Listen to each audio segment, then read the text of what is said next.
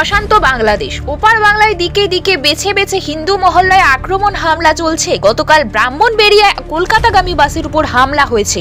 বাংলাদেশের ঢাকা, চট্টগ্রাম, রংপুর সহ বিভিন্ন এলাকায় সাধু সন্ন্যাসীদের গ্রেপ্তার করছে সেদেশের পুলিশ।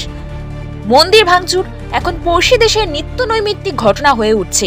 ওপার বাংলায় কার্যত ভয় সিটিয়ে রয়েছে হিন্দুরা। সোমবার বিধানসভায় ফের একবার বাংলাদেশ ইস্যুতে কেন্দ্রের পথেই চলার কথা মুখ্যমন্ত্রীর মুখে। তবে এবার ওপার বাংলায় অত্যাচারিতদের ফেরানোর কথাও শোনা গেল মমতা বন্দ্যোপাধ্যায়ের মুখে। কি বললেন তিনি?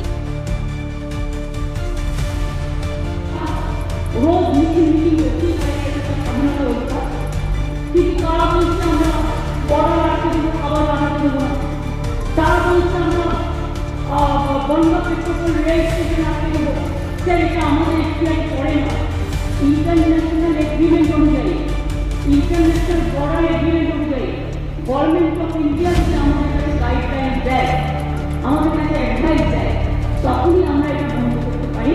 আমাদের পরিবার পরিকল্পনা করে যাতে কোনো অত্যাচার না হয়, এটা গভর্নমেন্ট অফ ইন্ডিয়ার কাছে আমরা হাউস থেকে আবেদন জানাচ্ছি। পার্লামেন্ট এখনো চলছে যে দয়া করে প্রাইম মিনিস্টার দরকার হলে দুই দেশের সাথে কথা বলুন।